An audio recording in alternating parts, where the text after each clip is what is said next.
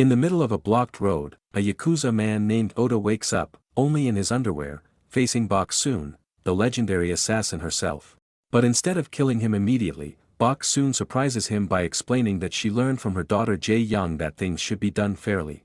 This sense of fairness was sparked by news they both heard about a senator refusing claims that his son had been fraudulently admitted into college. To keep the fight fair, Boksoon hands Oda a sword so he can defend himself, while she will wield a hatchet. What follows is a fierce and brutal battle between two extraordinarily skilled warriors, their weapons clashing violently in the deserted street.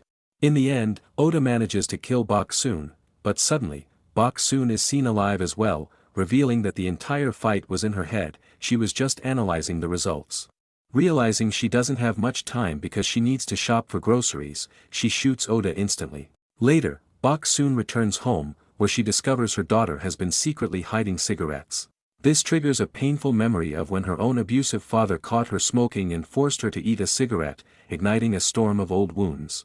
When Jae-young comes home, Boksoon imagines countless confrontations in her mind, each ending with arguments, so she decides not to scold her daughter, knowing their relationship is already strained and awkward.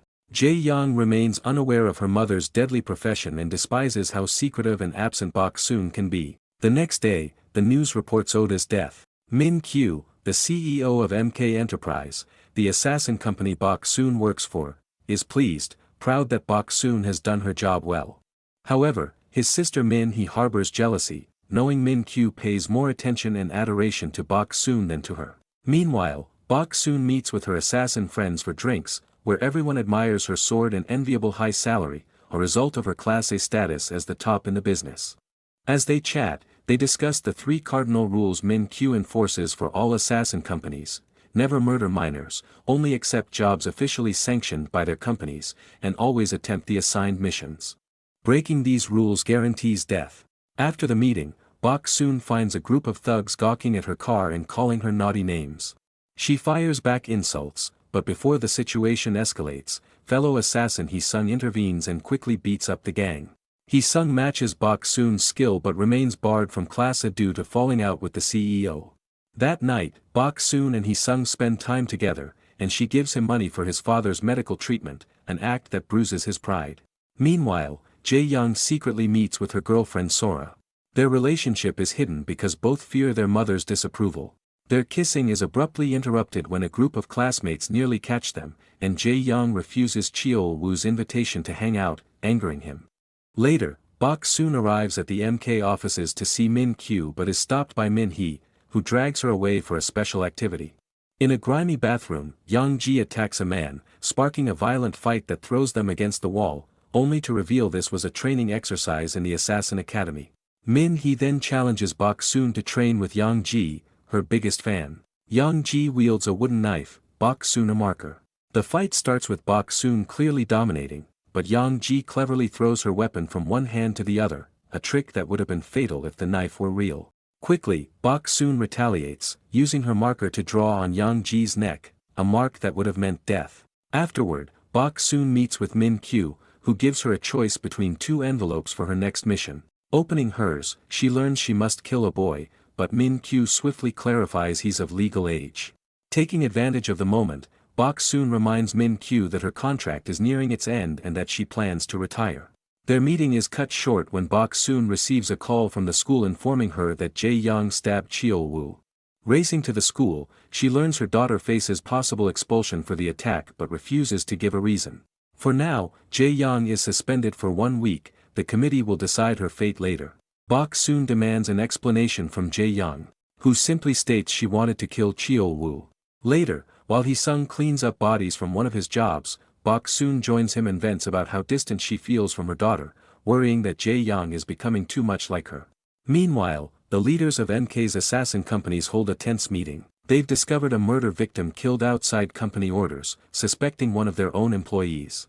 Min-kyu assures them that if the culprit is found, he will not hesitate to kill them for breaking the rules. Unbeknownst to them, this is part of Min-hee's plan to eliminate Boksoon and win Min-kyu for herself. Boksoon repeatedly tries to speak to Jae-young but is ignored. Then she receives a call from Min-kyu, preparing for a trip and informing her that Young-ji will be her partner for the next mission. That evening, the two assassins break into the target's apartment, knock him out, and stage the scene to make it appear as suicide. But when Boksoon is about to kill him, she freezes, recognizing the face as the senator's son, the same scandal-ridden boy whose father desperately wants him gone. Her thoughts are interrupted by a voicemail, Jae-young apologizing for everything. Moved, Boksoon refuses to kill the young man just because his father is ashamed, and calls Min-kyu to confess she has failed the mission. Meanwhile, Min-kyu has arrived at a Russian bar. Putting on earbuds, he speaks to Boksoon while fiercely fighting off enemies with expert shots and hand-to-hand combat. Demanding the truth, Min-kyu listens as Boksoon sticks to her story and even has Young-ji admit her own mistake to make it believable. Min-kyu points out she broke the rules, but Boksoon offers to extend her contract with MK instead of retiring to buy his silence, on the condition that no one else finish the mission. Min-kyu agrees. At home, Jae-young pretends to sleep while Boksoon leaves her room. She's been needing comfort because Sora won't answer her messages. After finishing his job, Min-kyu calls Min-hee and tells her to close the senator's case, ignoring how it could harm the company's reputation. Min-kyu's clear favoritism for Boksoon fuels Min-hee's hatred. Seeking revenge, Min-hee approaches Hee-sung to finish Boksoon's failed mission. He immediately accepts, seeing the promotion to Class A and money for his father's treatment within reach. On a plane, Min-kyu reflects on the day he first met Boksoon years ago when she fearlessly finished off her abusive father's target, impressing him enough to train her as an assassin. Later, Boksoon finally has an honest talk with Jae-young. The girl reveals Cheol-woo took a photo of her and Sora kissing and threatened to make it public unless Jae-young dated him for a month. Worse, Sora asked her to comply for the sake of her reputation. Hurt by Sora's lack of empathy, Jae-young stabbed Cheol-woo with scissors. Boksoon, upset by her daughter's sexuality, asks if she's confused, wounding Jae-young, who reminds her mother she keeps secrets too. Their conversation is interrupted by Young-ji's arrival. Mistaking it for an attack, Boksoon calms when Young-ji explains she was fired for failing to cover Boksoon's mission. Feeling guilty, Boksoon takes Young-ji out to dinner, forcing Jae-young to watch as her mother chooses work over her once again. At the bar, Boksoon's assassin friends arrive with Hee-sung, congratulating him on reaching Class A, an ominous sign. Min-kyu violently confronts Min-hee for finishing the senator's job but rebuffs her attempted kiss, defending Boksoon fiercely. Boksoon spots news of the boy's death and immediately knows what happened. Her scolding of Hee-sung is cut off by Min-hee's call, who demands to be put on speaker. She offers a mission, Kill Boksoon. Whoever succeeds will jump to rank B. Chaos erupts, a savage bar fight involving assassins and even the owner. Boksoon is shocked when Young-ji sides with her, helping to kill enemy assassins using whatever is at hand. One by one, they dispatch foes until only Hee-sung remains. When Boksoon moves to kill him, he pleads for her to care for his dying father. Afterward, Boksoon calls the cleaning crew, questioning why Young-ji helped. Young-ji says survival was her only goal, and Boksoon had the best chance to win. Jae-young calls, asking when her mother will come home. Suddenly, Min-kyu storms in, pushing Boksoon against the wall, furious that she broke rules, risking trouble with company leaders. To keep Jae-young from hearing, Min-kyu destroys the phone. Young-ji reveals Min-hee sent the kill order. Min-kyu tells Boksoon to come to the office the next day to renew her contract, only then can he protect her. Boksoon refuses, knowing this disrespect means they will fight. Calculating the odds, she sees she would lose, so reluctantly agrees to renew.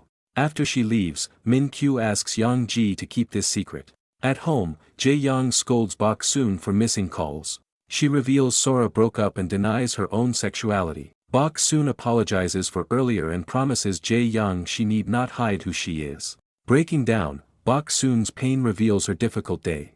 They bond over hardships, though Boksoon keeps her details vague.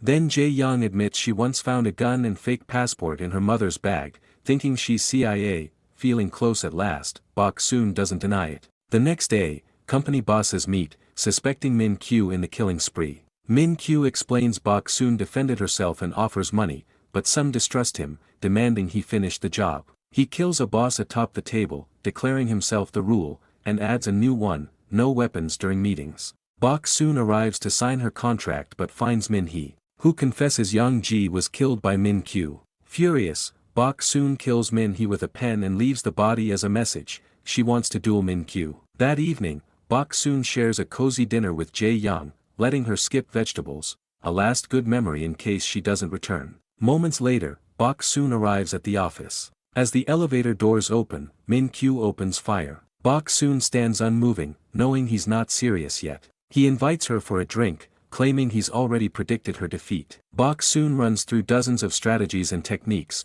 trying to kill Min-kyu, but every attempt ends in failure. Then, hearing him reminisce about old days, she realizes his weakness is her. Min-kyu had been in love with her all along. When Boksoon says it aloud, it distracts him just enough to deliver a killing blow with a samurai sword. Before dying, Min-kyu confesses he sent a tablet to Jae-young, so she watched everything through security cameras. Panicked, Boksoon rushes home, fearing her daughter will hate her. But Jae-young sleeps peacefully, maybe Min-kyu lied. Suddenly, Jae-young wakes, praising Boksoon for working so hard for the family. Boksoon feels guilty, wondering if Jae-young truly doesn't know. Sometime later, news reveals the senator whose son died was himself killed by carbon monoxide poisoning in his car, implying Boksoon finished the job. Jae-young is officially expelled but visits school one last time to say goodbye to friends. She shakes hands with Sora, leans in to whisper that she debated whether to kiss her publicly or just kill her.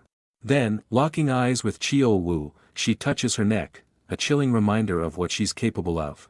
Subscribe to the channel and thanks for watching. See you in the next one.